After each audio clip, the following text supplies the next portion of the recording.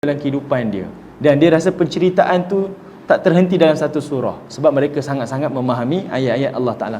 Baca satu surah tak rasa tak puas, baca lagi satu surah yang berikutnya tak puas, baca satu ayat yang berikutnya tak puas, akhirnya tanpa disedari mereka khatam satu Quran. Sebab tu Imam Syafi'i disebutkan dalam tempoh selain Ramadan, sebulan selain Ramadan, dia akan khatam sebulan tu 30 kali khatam, maknanya sehari sekali khatam. Masuk Ramadan, Imam Syafi'i akan khatam sebulan Ramadan 60 kali khatam, sehari 2 kali khatam. Yang ini tak dinafikanlah sebab dia memahami, membaca, bahkan menghafal ayat-ayat Allah Ta'ala, dia baca dengan penuh kelazatan. Dan Imam Al-Baihaqi bawa satu athar daripada Osman bin Affan, tanda hati orang yang bersih, yang jernih ni, ya Allah Ta'ala bersihkan, sucikan hatinya, iaitu orang yang sentiasa dahaga, haus untuk terus membaca ayat-ayat Allah Ta'ala. Dia baca, rasa tak puas, dahaga lagi, baca lagi, baca. Itu tanda hati yang jernih, hati yang bersih. Yang ni kita boleh tanya pada diri kita lah, selama mana kita boleh baca ayat-ayat Allah Subhanahu Wa Ta'ala. Sebab itu, ada kata-kata hukama menyebutkan, jarak hati kita dengan ketenangan, iaitu jarak diri kita dengan bacaan Al-Quran. Kita nak tengok kita dengan ketenangan tu sejauh mana, tengoklah bagaimana kita dengan Al-Quran.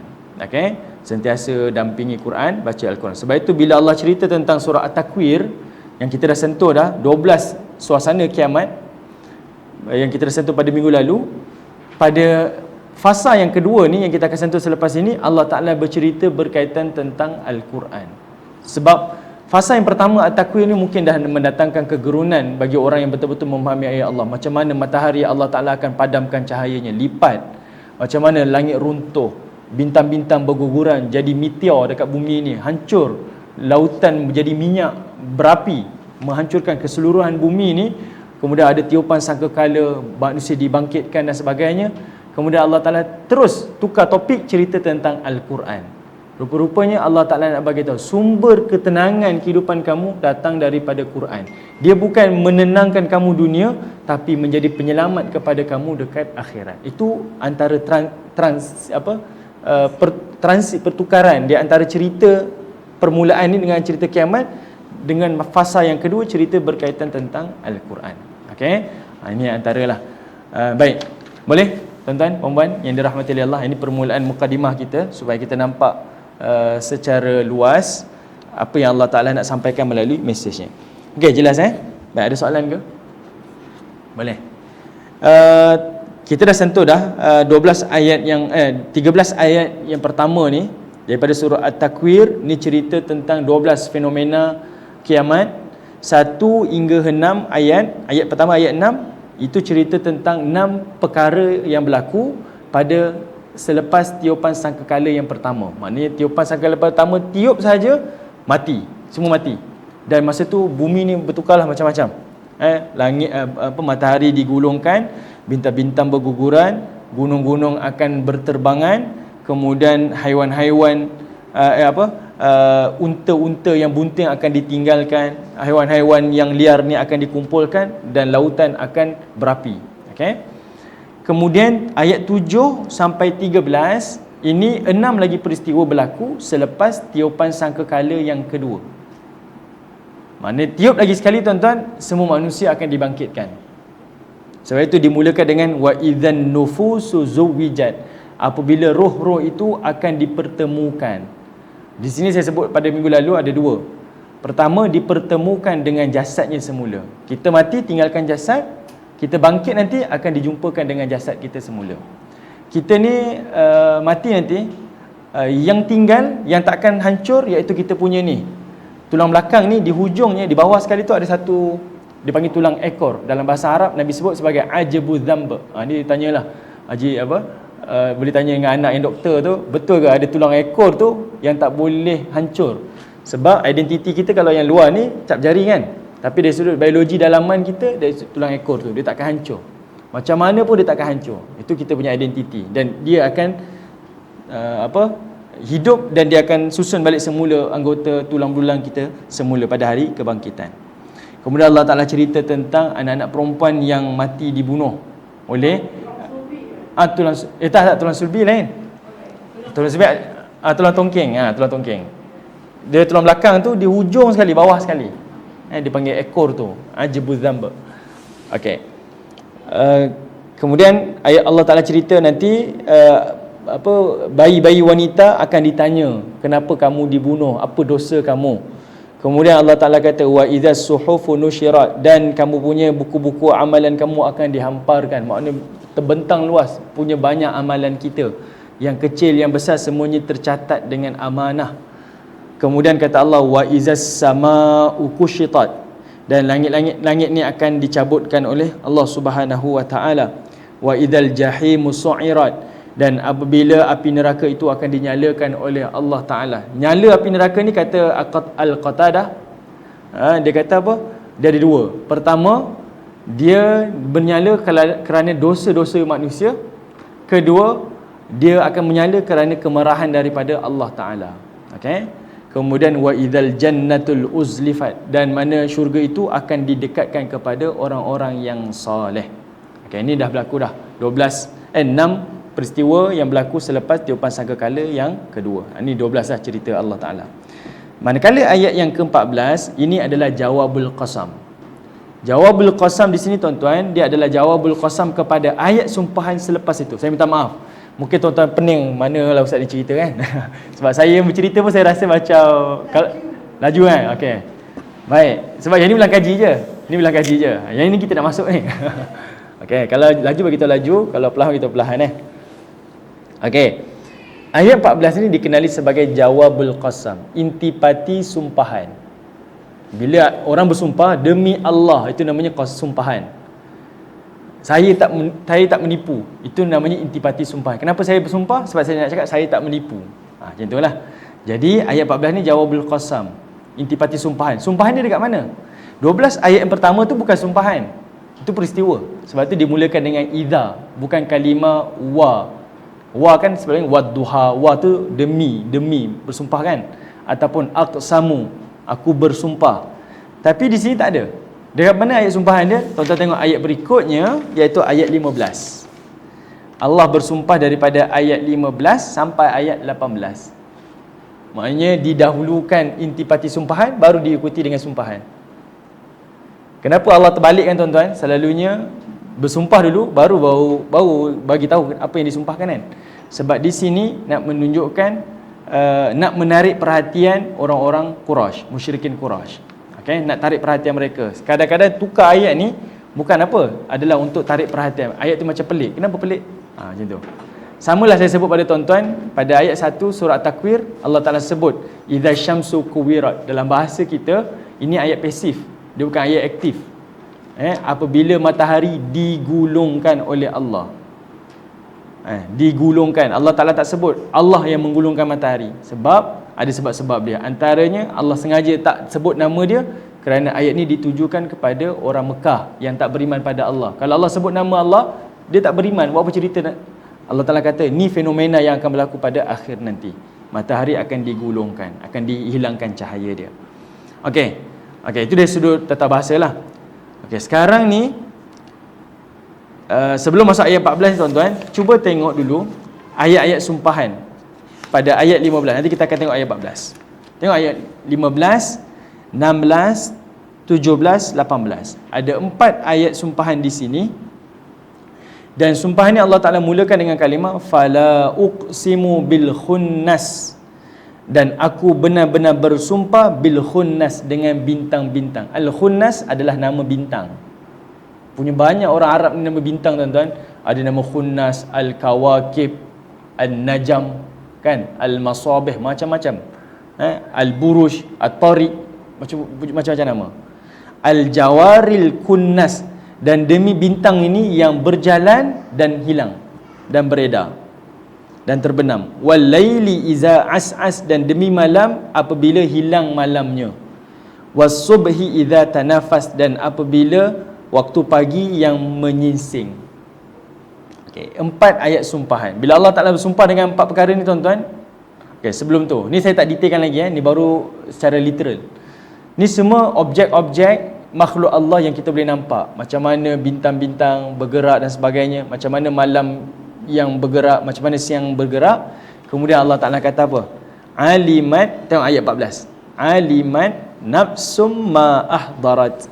Kata Allah Ta'ala, maka setiap jiwa akan mengetahui apa yang telah dia kerjakannya. Itu yang Allah Ta'ala nak tekankan. Okay? Kat sini tuan-tuan nak bagi tahu, setelah berlaku 12 perkara nanti, selepas tiupan sangkakala pertama dan kedua, Allah Ta'ala nak bagi tahu masa hari kiamat tu, masa itulah Allah datangkan semua ingatan apa yang telah kita lakukan. Orang yang melakukan macam-macam dosa, dia tahu sungguh secara detail dosa dia. Yang ini kan menambahkan lagi ketakutan. Dia tahu, saya dah buat dosa macam-macam, kebaikan saya tak buat.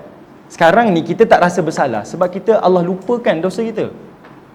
Satu ditutup aib kita, satu lagi dihilangkan ingatan kita. Semalam tuan-tuan ingat apa tuan-tuan sebut?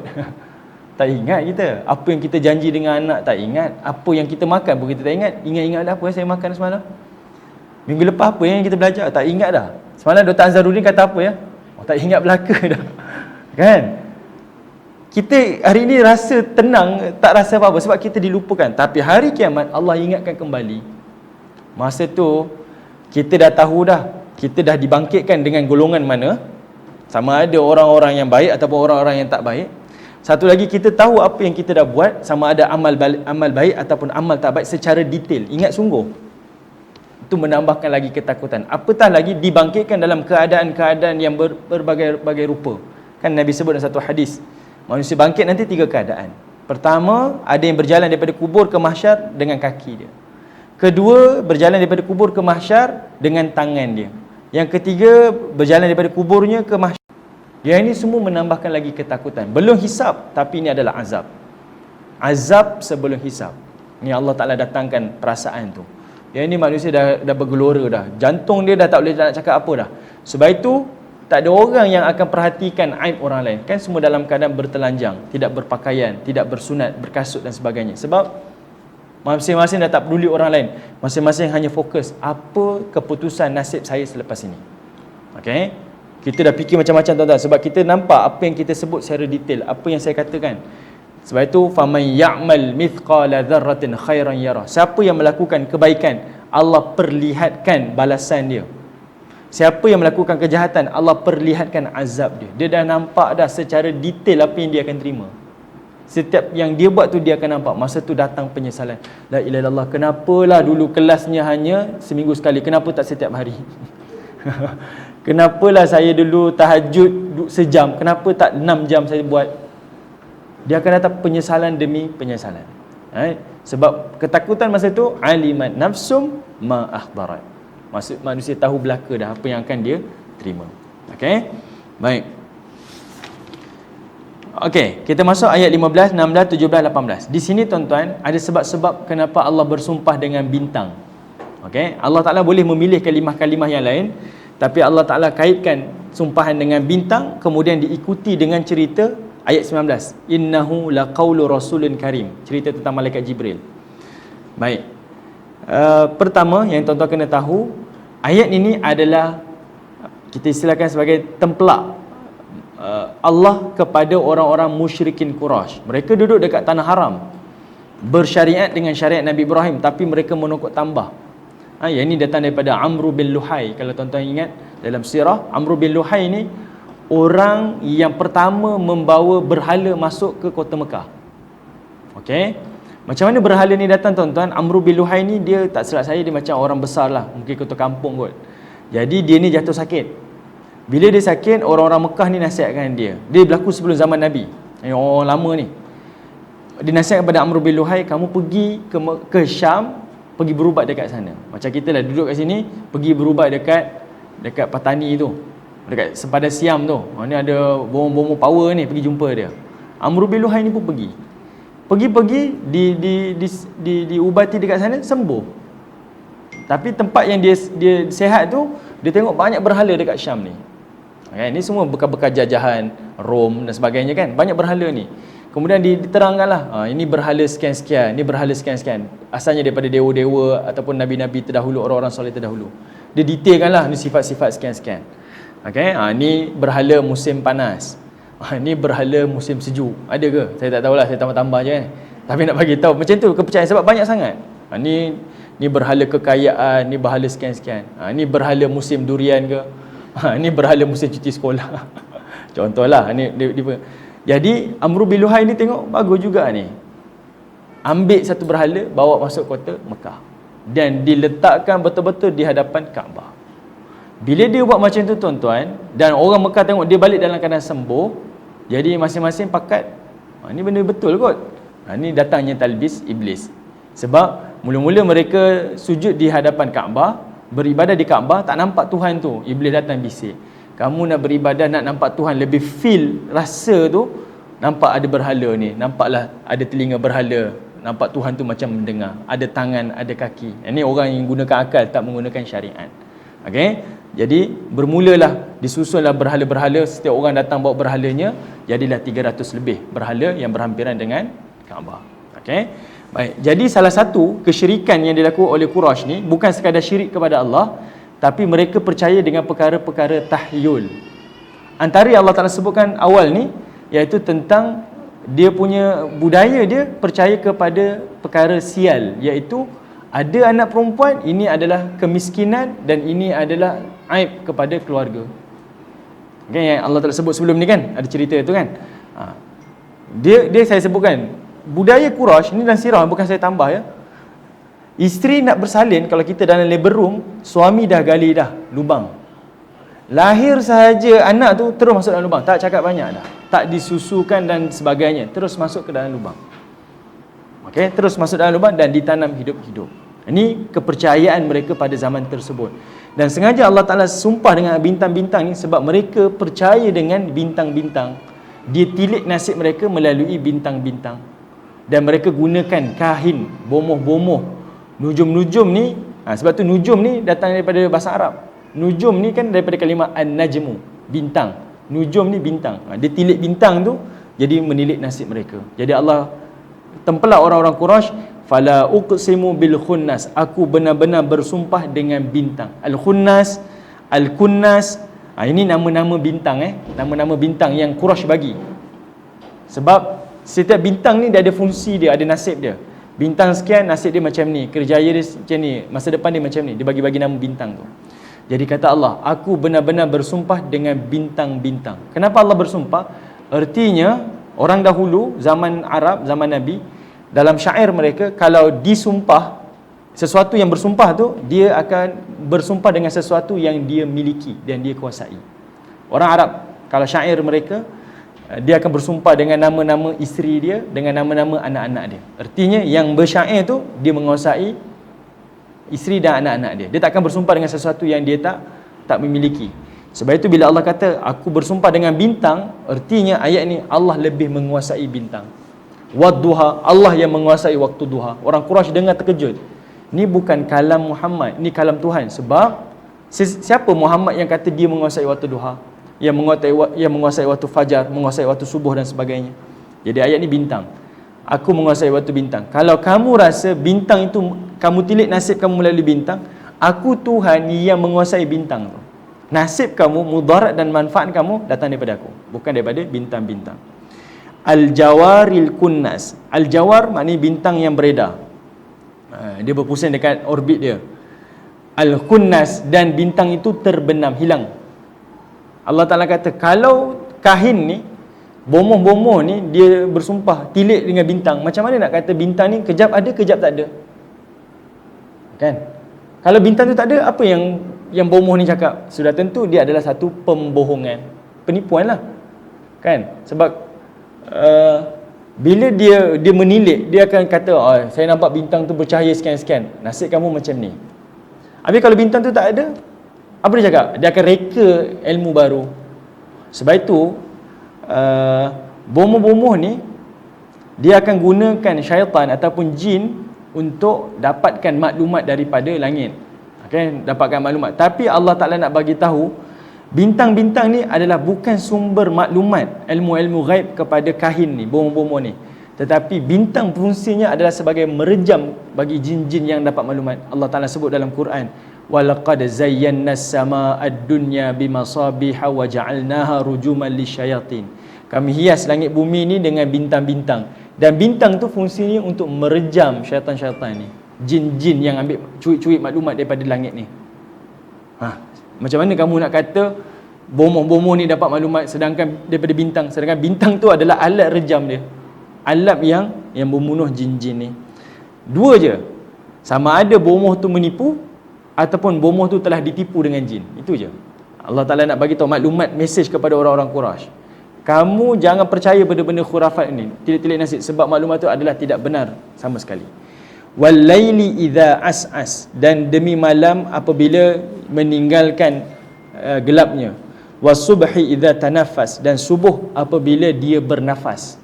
Mana subuh ni waktu orang bangun pagi bekerja, sebab itu digunakan tanafas, bila bernafas, ataupun bila dia mula menyingsing, bila datangnya siang waktu pagi.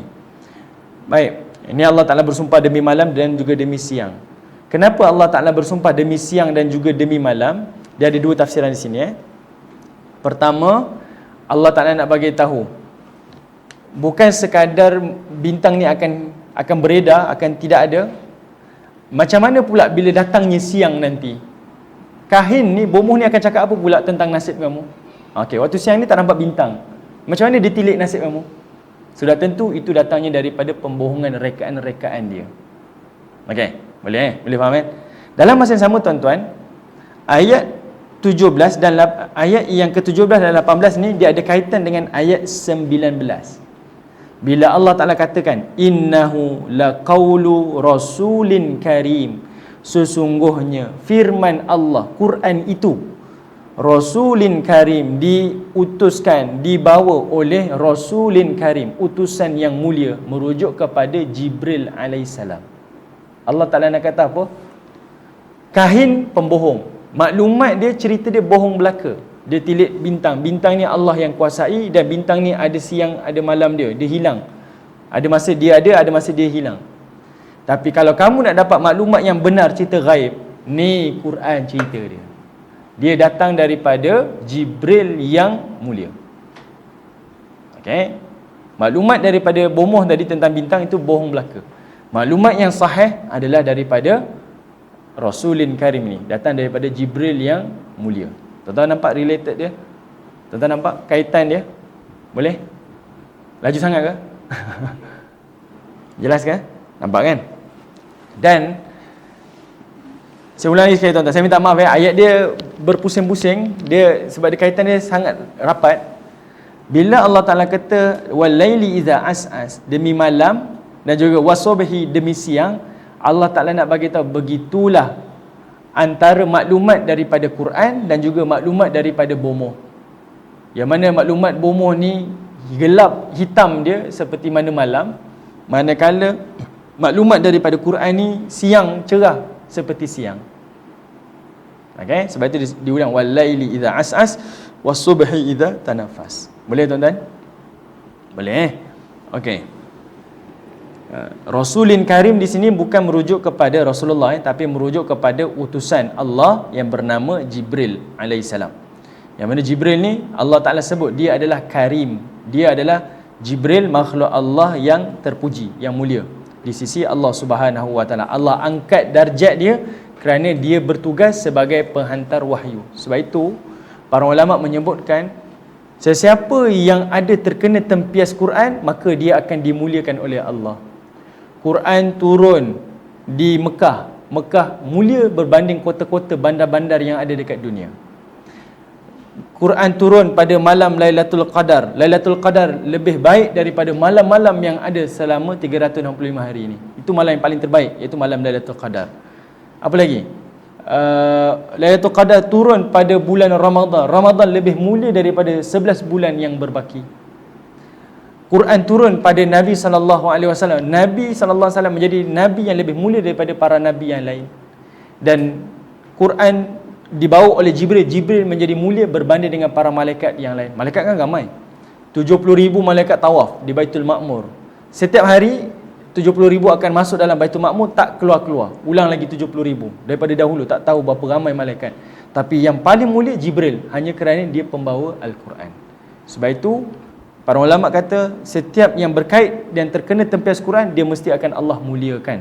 Dia mesti akan dimuliakan oleh Allah Subhanahu Wa Ta'ala. Bayangkan kalau Quran tu ada dalam hati kita, Allah Ta'ala akan muliakan diri kita. Jadi Jibril dimuliakan kerana dia adalah pembawa wahyu daripada Allah Ta'ala.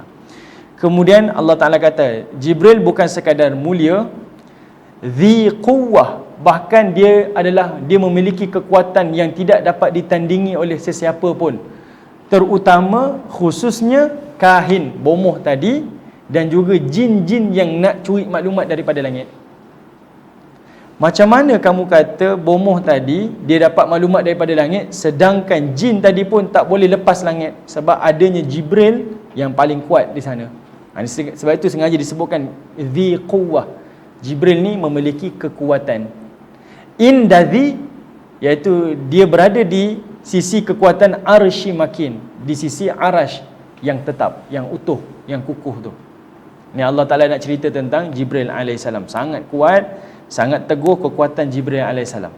Kekuatan di sini bukan saja-saja nak cerita, tapi betapa kuatnya Jibril sehingga maklumat yang Jibril bawa tu, berita-berita ni semuanya tersimpan rahsia oleh Allah Ta'ala. Maklumat ghaib ni hanya satu je perantaraan dia, tidak ada orang boleh curi, iaitu melalui Jibril sahaja. Daripada Allah kepada Nabi melalui Jibril, tidak ada saluran-saluran yang lain, melainkan special kepada Nabi Musa. Wa kalamallahu Musa taklima, yang mana Nabi Musa ni boleh cakap direct dengan Allah Ta'ala, itu saja. Lain tidak ada, semuanya melalui perantaraan Jibril. Kalau ada orang boleh kata nasib kamu sekian, keadaan kamu sekian melalui tilikan nasib dan sebagainya, ini semua pembohongan belaka. Ini mesej Allah Ta'ala.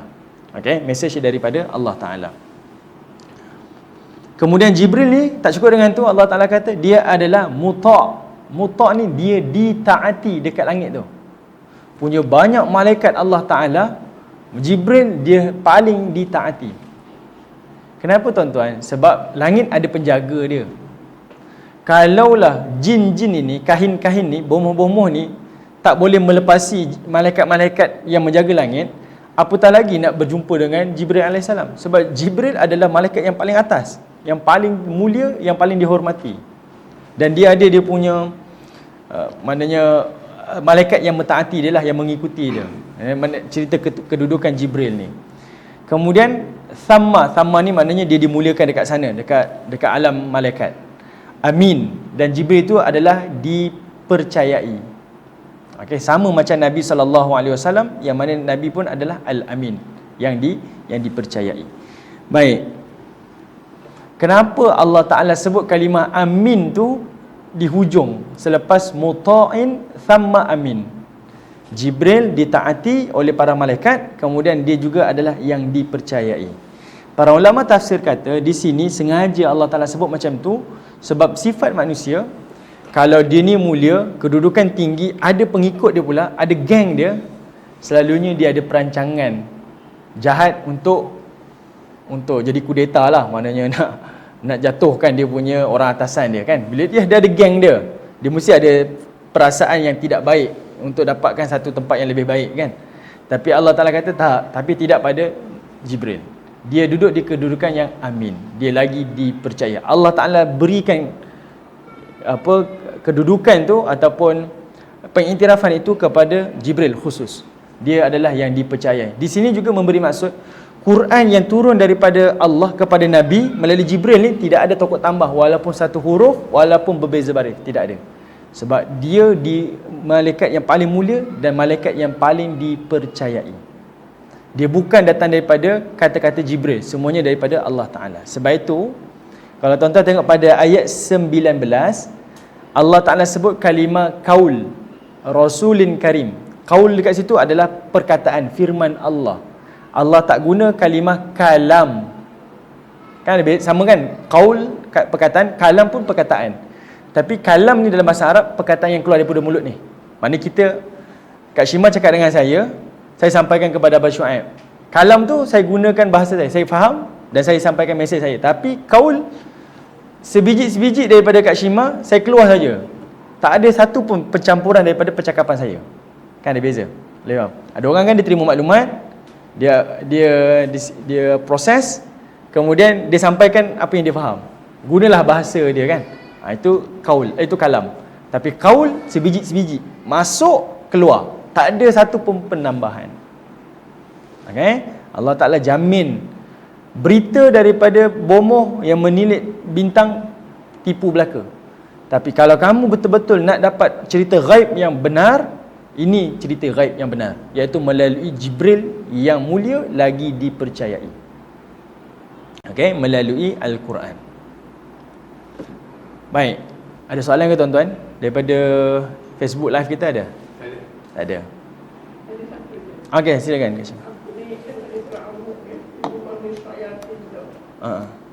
Sifat meteor dia kan macam dia Merejam apa? Jatuh.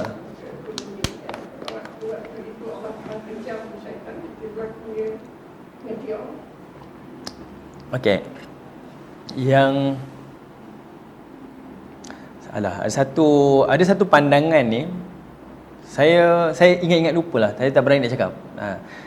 Bagi saya masa untuk saya baca balik, saya dapatkan balik.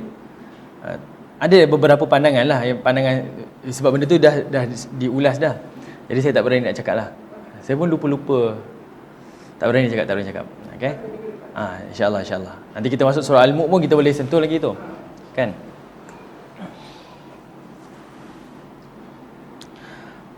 Okey. Ayat yang ke-22.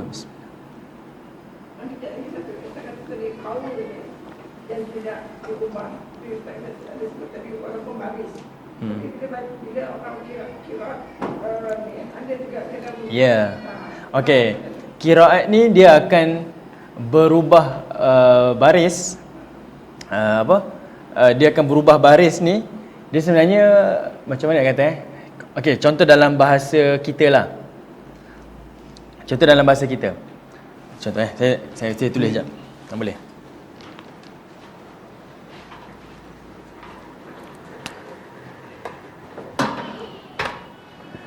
Bahasa Arab kan dia ada dua kan. Dia ada nahu, saraf. Nahu tu huruf, saraf tu baris dia. Semua berbeza-beza. Kalau bahasa kita tak ada. Bahasa kita standard je. Contohlah, kita sebut air. Okay. Perkataan yang sama, tapi logat yang berbeza. Kalau qiraat dia ada qiraat sab'ah, qiraat 7. Semua mengikut benua lah ni. Dia orang sana baca macam ni, orang ni baca ni. Semuanya sahih belaka. Sebab semuanya datang daripada Nabi SAW. Cuma kalau bahasa kita, ni semua ejaan sama, air. Standard Malaysia. Tapi kalau Abang Syuaib sebab apa Abang Syuaib? Ayo. Eja air ni, tapi bunyi ayo. Datang pula orang Kedah, Haji Samsudin orang Kedah, ayak. Perkataan yang sama tapi bunyi yang berbeza. Saya nak mudahkan faham, macam itu juga dengan qiraat sab'ah. Okey? Semua hurufnya sama tapi sebabkan sebutan mengikut tempat dia. Sebab itu dia jadi berbeza. Cuma ada tempat, nanti dalam surah ni juga ada perbezaan dari sudut huruf berubah. Terus berubah. Ada yang kata huruf dhad, ada yang kata huruf zai. Zai. Ada zai dengan dhad. Itu perubahan tu dari sudut makna dan dua-dua sahih daripada Nabi sallallahu alaihi wasallam juga. Maknanya Nabi pernah dengar dan Nabi pun mengiyakan. Tapi nak cakap macam itulah. Qiraat ni macam ni. Macam kita pun sama kan. Datang negeri ni tengok, kita baca air lah kan. Ejaan semua tak berubah. Tak ada lagi orang Perak ayo, dia je ayo, A-Y-O-R. Tak ada. Tetap macam ni tapi sebutan berbeza-beza. Okey, itu qiraat, cara sebutan dia. Okey. Ustaz. Yup. Sebut pasal meteor tu kan. Lagi kalau masa peti. Ya. Ditujukan pada iblis atau syaitan kan. Kalau saya sedap kita ada di situ kita boleh. Itu yang saya tak berani sebut tu. Kemungkinan tu ya, tapi saya nak dapatkan maklumat sumber bacaan yang betul. Sebab saya pernah baca dah benda tu. Tapi saya tak berani nak sebut sebab saya dah lupa secara detail dia sebut tu. Adakah kilat meteor yang jatuh ke bumi yang kita nampak tu betul-betul memanah kepada syaitan dan sebagainya kan? Sebab firmannya seperti itu kan. Tapi kita tak nafikan ada fungsi kilat ni. Dari sudut elektrikon dia semualah, dia ada fungsi kepada bumi, manfaat dia kepada kita ni. Semuanya Allah Ta'ala cipta dan sempurna. Ada para ulama dah bawa ada pandangan-pandangan mereka. Cuma saya tak berani nak ulas, dah ingat dia punya tu. Minggu depan lah. Minggu start kita ulas tu dulu. InsyaAllah saya dapatkan maklumat tu. Okey, baik Tengok ayat yang ke-22. Allah Ta'ala kata wa ma sahibukum bimajnun. Bila Allah Ta'ala tadi cerita tentang malaikat Jibril yang mulia, yang ditaati, yang dihormati, yang didengari katanya, lagi amanah, lagi yang lagi terpuji, dipercayai. Kemudian ayat 22 Allah Taala cerita pula tentang Nabi SAW. Wa ma sahibukum bimajnun, dan tidaklah kawan kamu, sahabat kamu, sengaja disebut kalimah sahabat di sini, bimajnun, iaitu orang yang gila. Kenapa Allah Ta'ala sebut Nabi ni dengan kalimah sahibukum, sahabat, teman? Kenapa tak sebut dengan kalimah Rasul? Sebab orang Quraisy memang tak nak percaya Muhammad tu Rasul, tak nak. Sebab Abu Jahal sendiri bila ditanyakan oleh seorang lelaki namanya Akhnas. Akhnas ni pemuda Quraisy dalam tafsir Imam Qurtubi. Dia kata apa? Akhnas ni tanya pada Abu Jahal, "Wahai Abu Jahal," dia panggil Abu Hakam, "apa pandangan kamu tentang dakwah Muhammad ni? Muhammad dakwah sekian lama ni, apa pandangan kamu?" Kata Abu Jahal, "Apa yang disebutkan oleh Muhammad benar. Tidak ada penipuan, melainkan benar. Siapa yang mengata Muhammad penipu, dia penipu." Ni keluar daripada mulut Abu Jahal, dibawa riwayat oleh Imam Qurtubi. Tuan-tuan bayangkan, Abu Jahal sini iktiraf Muhammad cakap benar belaka, tak ada penipuan. Siapa kata Muhammad penipu, dia penipu. Sebab Abu Jahal kenal sungguh Nabi SAW. Kemudian Akhnas tanya, "Kalau begitu, kenapa kamu tak boleh terima Muhammad ni cakap tentang agama dia, tak boleh membenarkan dakwah dia?" Dia kata apa? Sebab cukuplah keturunan Bani Qusay, iaitu keturunan Nabi SAW ni memegang semua jawatan-jawatan penting di kota Mekah. Dialah yang memegang pemerintahan dekat Mekah, dialah yang memegang tenda-tenda memberi air, makan minum kepada jemaah haji, ketenteraan Mekah pun dia pegang. Tiba-tiba takkanlah dalam bab nubuwah pun kita nak serahkan juga kepada keluarga Bani Qusay ni juga. Dia kata, "Aku pastikan tidak akan aku iktiraf Muhammad sebagai Rasul." Sebab perasaan cemburu dia, hasad dia kepada Nabi SAW. Sebab dia Bani Al-Makhzum, dia bergaduh dengan kabilah Nabi SAW. Itu kita kena tahu dia punya rentetan cerita dia tu, balik tabir tu. Jadi dia tak suka. Dia kata macam mana pun, kalau kata Muhammad memang betul, tapi aku tak akan terima. Sebab ini perasaan aku dengan dia lah. Orang macam tu tuan-tuan kalau dia, orang tu cakap betul pun, dia boleh faham. Tapi sebabkan datang daripada mulut orang yang dia bermusuh, minta maaf lah, saya takkan dengar cakap awak. Awak cakap macam mana pun saya takkan dengar. Itu yang berlaku kepada Abu Lahab. Sebab itu di sini sengaja Allah Ta'ala sebut sahibukum adalah untuk memberi mesej kepada kita dan juga orang-orang Quraisy khususnya, nak bagi tahu Nabi ni seolah-olahnya macam sahabat. Sahabat ni macam mana tuan-tuan? Dia bukan kenalan kejap-kejap, kita jumpa kejap. Sahib ni mana sahabat yang duduk lama, kenal sungguh. Kan kita panggil kawan, teman, sahabat karib. Kita ada level-level kan, dalam masyarakat dia ada level-level dia. Okay? Jadi level sahabat ni, level orang yang duduk dengan sahabat ni, level duduk sungguh dah. Tidur sama, makan sama, kenal sungguh peribadi dia, siapa keluarga dia, memang kenal. Jadi Allah Ta'ala kata, sahabat kamu yang kamu duduk dengan dia, membesar dengan dia sampai ke tahun ni, mana zaman dah Nabi dia berdakwah nak hampir 50 tahun dah. Dia ni bukan orang gila. Dia tak pernah keluar kampung melainkan 2 kali. Nabi sebelum hijrah, Nabi tak pernah keluar daripada kota Mekah melainkan 2 kali. Itu pun masa berdagang dengan Abu Talib masa umur kecil, dan juga pada zaman Khadijah. Itu saja. Yang lain Nabi tak pernah keluar. Nabi tak pernah keluar. Nak cerita, kalau Nabi keluar, bolehlah kamu kata dia menipu, dia pergi belajar dengan sekian-sekian mana tok guru kat luar, bawa balik ilmu baru. Sekarang dia duduk kat kampung kamu, tak keluar-keluar. Macam mana kamu nak kata dia bawa ilmu baru, agama baru, dia gila dan sebagainya? Kamu kenal dia dan kamu beri gelaran pada dia, gelaran Al-Amin. Ini Allah Ta'ala cuba hilangkan mindset ataupun pandangan orang Quraisy kepada Nabi SAW. Okey. Yang ke-23, walaqad ra'ahu bil ufuqil mubin, dan Muhammad tu juga dia benar-benar telah melihat Jibril di ufuk yang nyata.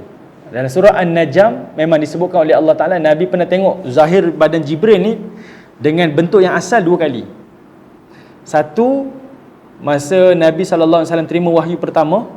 Yang kedua, ketika peristiwa Isra dan Mi'raj. Itu 2 kali. Mana Jibril ni, wallahualam, besar sungguh. Memang besar sungguh.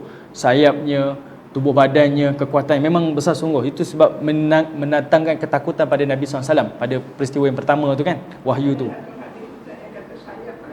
Allah.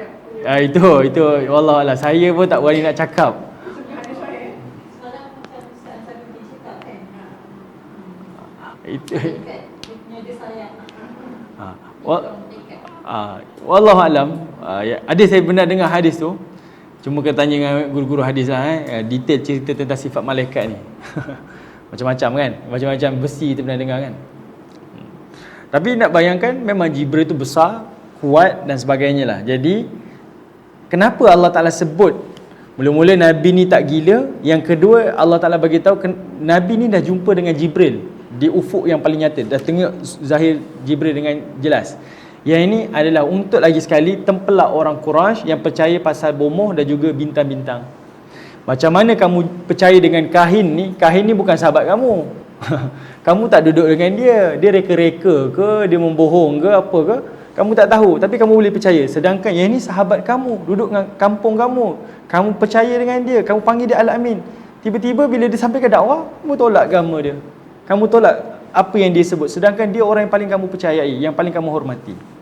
Kemudian lagi hebat lagi, Muhammad ni bukan cakap kosong. Dia pernah jumpa dengan Jibril yang memegang rahsia ni, rahsia gaib ni daripada Tuhan ni. Sebab Jibril ni dia kan dzi quwwah inda dzil arsyil makin. Dia duduk tempat yang paling dekat dengan Allah. Okey? Dan dia dapat rahsia tu daripada Allah secara direct, dan dia bagi tahu kepada Nabi SAW. Dan Nabi jumpa Jibril jelas di ufuk yang paling nyata. Maknanya pernah jumpa one by one. Sedangkan kahin tadi, jin tadi, jumpa Jibril pun tak pernah. Macam mana kamu nak kata mesej yang dapat, yang ada daripada kahin ni, bomoh-bomoh ni adalah benar, sedangkan benda-benda yang gaib nampak benda-benda yang gaib. Kita pun kadang-kadang tuan-tuan percaya dengan bomoh-bomoh kan. Bomoh, kita sakit, kita jumpa dengan bomoh ni kata dikenali sebagai bomoh bedah batin. Tuan-tuan pernah dengar kan? Bedah batin tuan-tuan dalam istilah moden, dalam fatwa, hukumnya adalah syirik kepada Allah. Bedah batin. Tapi yang mempelopori siapa? Orang Melayu kita. Orang Islam. Dia siap nak kasih lembu untuk bedahkan manusia seorang. Mana dia akan bedah lembu tu lah? Tak ada bedah, maksudnya gantikan orang tu kat lembu. Oh, pindah kan? Dan Pindahkan. dia macam ada macam budaya Hindu juga kan, nak hilangkan sial, kahwin dengan pokok kan. Akan kambing yang kalau yang misalnya dia nak bedah besar seekor lembu, kalau kurang sikit kambing, kalau yang kecil ayam. Okey. Baik. Kalau ikut fatwa, dia kata apa? Bedah batin ni tak wujud sama sekali. Tak wujud sama sekali. Sebab pertama, pembedahan tu kalau betul-betul berlaku secara batin, maka dia telah mengguna perantaraan jin. Kalau jadi, maknanya diguna perantaraan jin. Itu yang menjadikan dia syirik. Kalau tak berlaku, dia buat-buatlah reka-reka bedah ni, dia sedang melakukan penipuan. Maknanya bomoh tu melakukan penipuan. Benda tak guna jin. Dia kata, saya tak guna jin, saya bedah betul-betul. Kalau dia tak guna jin, maknanya itu adalah penipuan dia. Dan itu sebab dia menjadi hukumnya haram dan berdosa. Jadi fatwa kebangsaan bukan fatwa saya, fatwa kebangsaan ni. Dulu ada dekat Shah Alam. Memang ada orang iklan-iklan. Dekat kampung baru ada satu. Ada. Betul? Masih ada. Ada. Kenapa badan berwajib tak buat apa? Sebab tak ada akibat hamil obstetrik ya. Tapi dia doktor, dia memang doktor kesihatan. Iya ke? Yang sekarang dia tu memang doktor kesihatan. Yang di Shah Alam tu. Tapi dia mengamalkan segala perubatan. Ya. Dia kata berurutan Islam. Itu kau berurutan Islam. Dia bukan berurutan Islam. Dia baca bismillah dia kata Islam. Allah Akbar. Kalau tak Ibn Khaldun dan kitab Muqaddimah dia, perubatan Islam ni, dia bukan dari sudut bacaan-bacaan. Dia apa-apa perubatan yang terbukti dengan klinikal, terbukti di makmal, itu perubatan Islam. Sebab itu masa Sa'ad bin Abi Waqqas dalam Fatu Mekah, dia kena ta'un ataupun dia kena gastrik. Nabi boleh je nak bacakan kepada dia, tapi Nabi jumpa dengan seorang lelaki namanya Al-Harith, sahabat Nabi ni. Dia ni belajar ilmu daripada Parsi, ilmu perubatan. Nabi minta dia buat ubat dan berikan minum kepada pada Sa'ad bin Abi Waqqas. Antara yang dilakukan tu, dia ambil air, kemudian dia rendangkan biji tamar berapa biji, kemudian ada ramuan dia bagi minum, sembuh. Nak bagi tahu ubat tu, Nabi iktiraf ubat yang dia belajar, ilmu perubatan yang terbukti secara saintifik tu. Hari ni kita senang je baca macam ni. Okey, nah ni hari ni ubat ni. Tak belajar lah sampai ke Moskow, sampai ke Ireland kan. Kalau semudah tu. Sebab dia boleh jadi akan jadi boleh jadi fitnah kepada agama. Contohlah, saya baca sekian, minumlah botol-botol tak sembuh-sembuh. Tak hilang sakit kepala ni. Saya rasa Quran ni tipu kot. Tak sembuh pun. Syaitan dia akan gunakan jalan tu untuk tipu kita. Akhirnya kita akan timbul keraguan pada agama ni. Faham tak? Kan? Sebab kita mula percaya lah Quran ni betul ni. Dia mukjizat. Baca dia akan ni sekian. Akhirnya dia pun baca. Minum-minum tak sembuh. Sakit lagi ada. Dia kata ni Quran tak betul sembuh. Ni tipu ni Quran ni. Dia boleh timbul keraguan pada Al-Quran. Okey? Ada orang Hindu kan, orang Hindu sini surau sedikit, dia datang ke surau Al-Fatihah tau, bawa orang yang sakit, orang tua semua, dibantu bagi air, bawakan air. Lepas tu Pesaria tau, Pesaria. Ya. Surau Kuah. Dia nak kata Ada budak-budak Tafiz itu.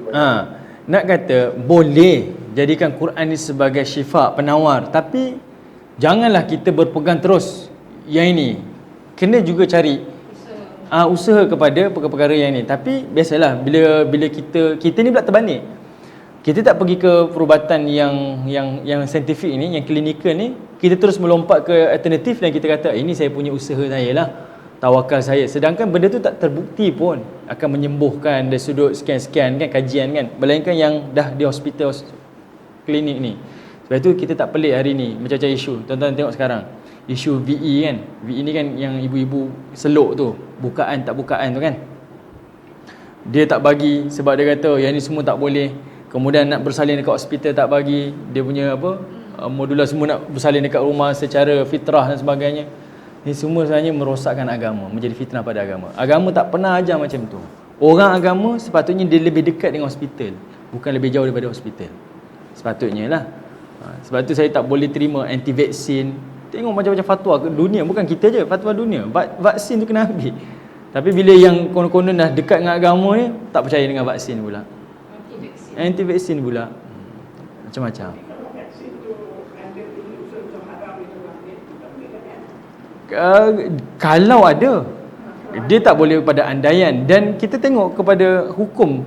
Contohlah, tak tahulah di luar negara macam mana, tapi kalau di Malaysia sendiri dah dibagi tahu kena ambil yang ni, dah dibukti halal, fatwa dah keluar, bukan tanggungjawab kita lagi untuk pergi cek, untuk pertikaikan lagi kan. Ambil saja suntikan tu, selesai dah masalah. Sebab sifat orang mukmin ni mentaati arahan pemerintah. Okey, selain daripada Allah dan Rasul, dia mentaati arahan pemerintah. Okey? Pemerintah Muslim.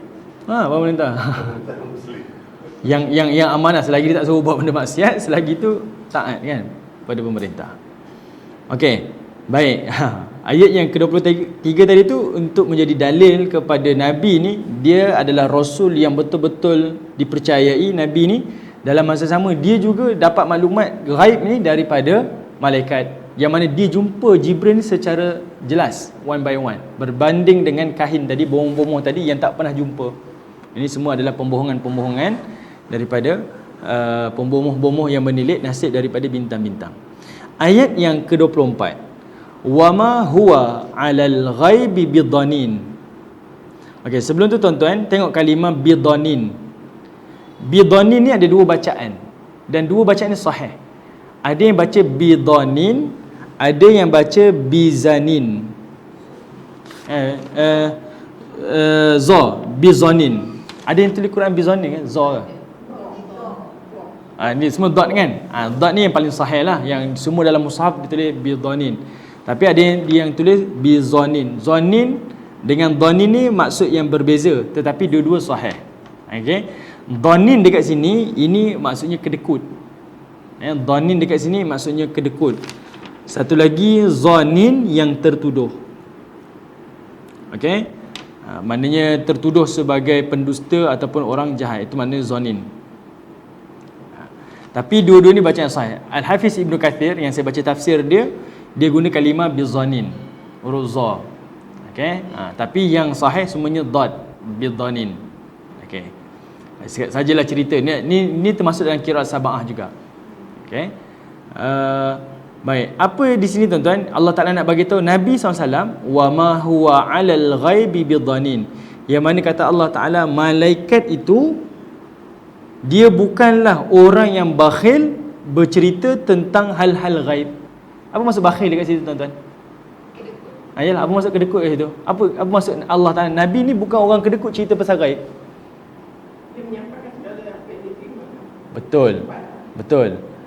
Tapi di sini Allah Taala bagi satu lagi perumpamaan. Nak bezakan Muhammad Nabi SAW dengan bomoh-bomoh. Bomoh ni semua kedekut. Nak cerita maklumat, ulur sikit duit. Kamu nak tahu nasib kamu macam mana? Bagi sikit pengeras. Dapat pengeras baru dia cerita. Itu pun tak sahih. Kamu mampu bayar kat dia untuk dapat berita yang belum tentu sahih. Muhammad orang tak kedekut, dia bukan kikir. Dia tak kedekut cerita pasal gaib sebab dia tahu belaka daripada Jibril. Ni direct cerita betul sahih ni. Dan kamu tak percaya pada Muhammad bilang. Tuan-tuan nampak Allah Taala punya bagi satu perbezaan di antara bomoh-bomoh yang dipercayai orang Quraisy sampailah ke hari ni dengan Nabi SAW dan disebut dalam Quran ni. Benda free ni. Cerita pasal gaib ni tak ada satu pun berselindung, tidak ada satu pun yang tertutup. Semua cerita belaka. Tapi kamu tak percaya. Sedangkan yang bomoh-bomoh tadi semua rahsia-rahsia ni. Nanti kalau anak kahwin, jangan kahwin dalam tahun yang sama. Nanti ada yang bercerai kan, ni biasa budaya kita kan. Sebab kena dekat keluarga belah isteri saya. Dia nak berkahwin, adiknya dua orang nak kahwin serentak.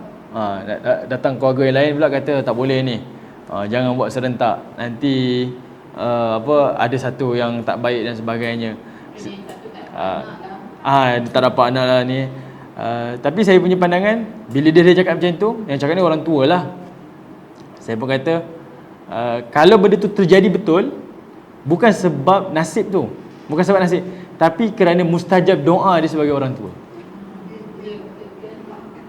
Sebab dia cakap, dan dia sebab doa orang tu kan mustajab. Saya kata kalau berlaku, nanti bila berlaku, kita degil juga kita buat, berlaku dia kata itulah saya cakap tak nak dengar. Abah cakap dia tak nak dengar kan. Tanya bukan sebab nasib tu tilik tu betul, tapi sebab doa dia mustajab. Doa orang tua. Jadi kita kena faham kat situ konsep dia. Jadi akhirnya saya pun kata tak apalah, buat juga.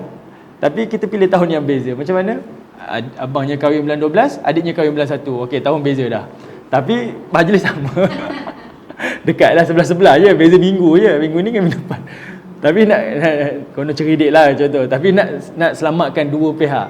Kita tak nak percaya dengan benda macam tu. Dalam masa sama kita pun tak nak derhaka pada orang tua kan. Jadi kita lontarkan idea macam tu.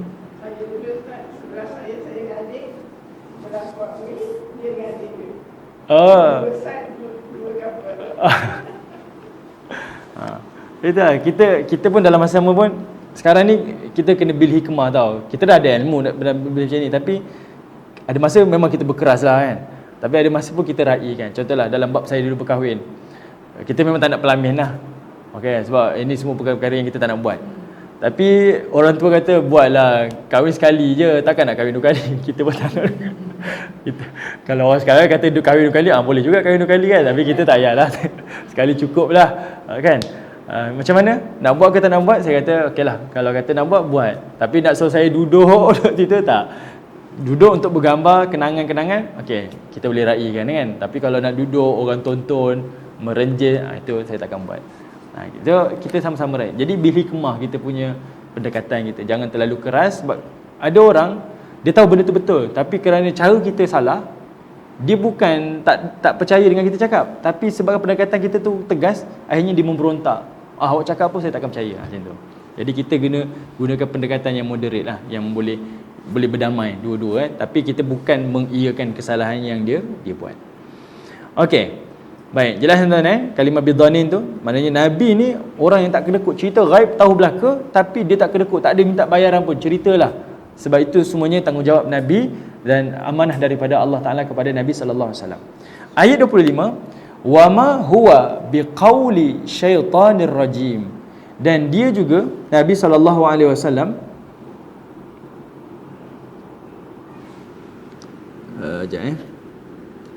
dan Nabi SAW itu dan Al-Quran itu bukanlah perkataan daripada syaitan yang direjam. Maknanya kalimah syaitan ni maknanya dia bukan kalimah yang dibawa oleh syaitan.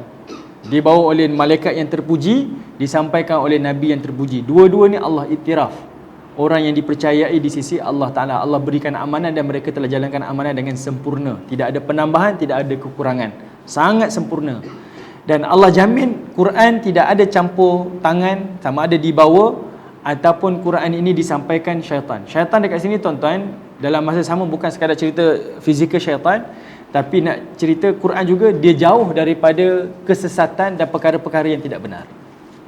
Okay, maknanya dia jauh terhindar daripada benda-benda kebatilan. Sebab itu daripada Nabi, zaman Nabi sampai zaman hari ni, tak ada orang boleh jumpa satu kesalahan daripada Quran, walaupun satu ayat, walaupun satu huruf.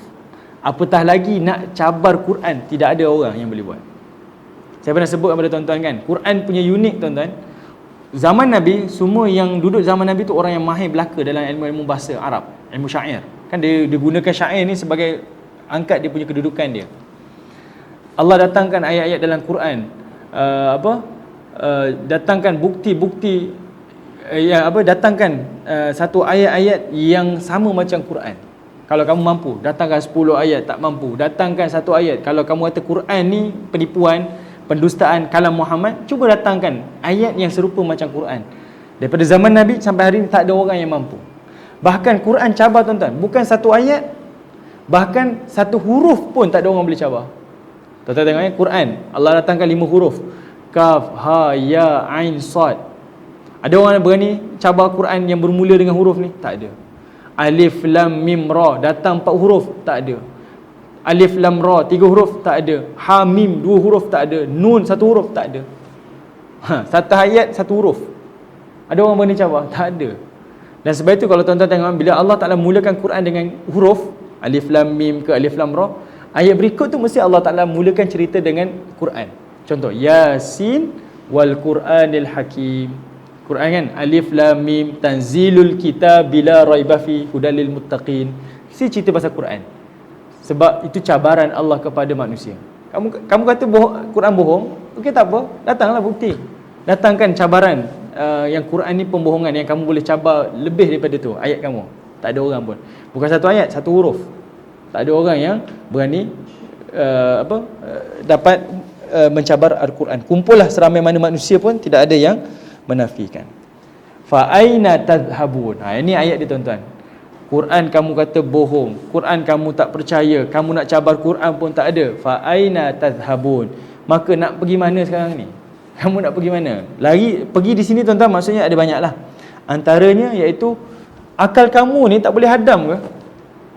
Kamu tak boleh sangsi langsung dengan ayat-ayat Quran. Semua bukti sebut secara jelas, tidak ada yang tertipu, tidak ada yang berselindung, tidak ada yang Allah Ta'ala keraguan dan sebagainya. Kamu nak pergi mana? Macam mana kamu tak boleh beriman kepada Allah dan taat kepada Allah Ta'ala? Okay?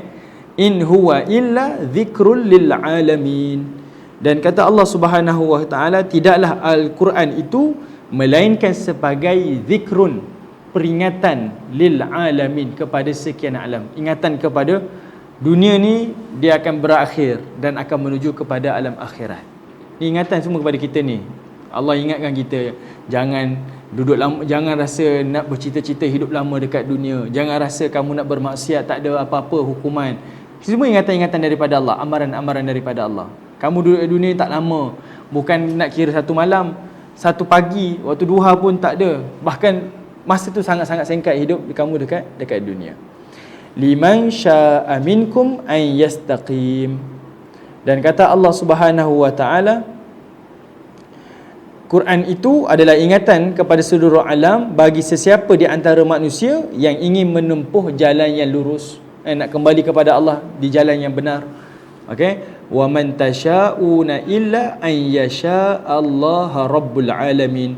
Dan tidaklah ada orang yang dapat menempuh jalan yang lurus itu melainkan apa yang telah dikehendaki oleh Allah Rabbul Alamin, Tuhan sekalian alam. Okey, sebab permulaan tadi cerita tentang kiamat mungkin menambahkan ketakutan kepada sesiapa yang membaca dengan pemahaman yang detail. Jadi Allah Ta'ala kata, kembali pada Quran, ambil pedoman pengajaran daripada Quran. Ini adalah petunjuk kepada kamu, dalam hidup kamu, dalam masa sama dia akan menjadi penyelamat kepada kamu di alam akhirat nanti. Okey, sebab semua yang kamu tempuh dunia akhirat ni semuanya Allah Taala telah sempurnakan petunjuknya melalui Al-Quran, daripada Jibril yang dipercayai dan disampaikan oleh nabi yang dipercayai. Wallahu alam. Kita berhenti dekat surah Takwir ni, selesai dah, alhamdulillah. Nanti ada rezeki bulan minggu depan kalau ada kelas tuan-tuan, saya akan mulakan daripada surah An-Naba. An-Naba, An-Nazi'at dengan Abasa. Sebab tu kat Abasan, tapi kita nak nampak flow tu. Daripada An-Naba, An-Nazi'at, kemudian baru surah Abasa. Tinggal 3 surah lagi. Wallahu a'lam. Ada apa-apa soalan ke tuan-tuan?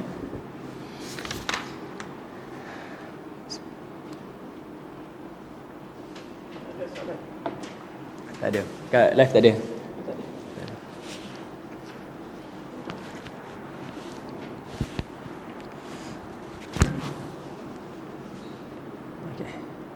Baik, insya-Allah. Assalamualaikum warahmatullahi wabarakatuh.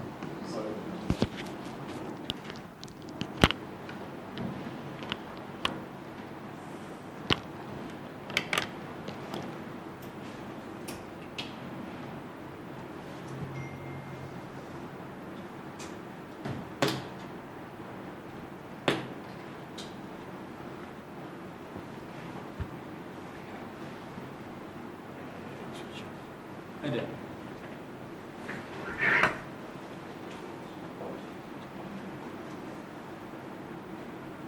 Ni stop. Ada merah lagi.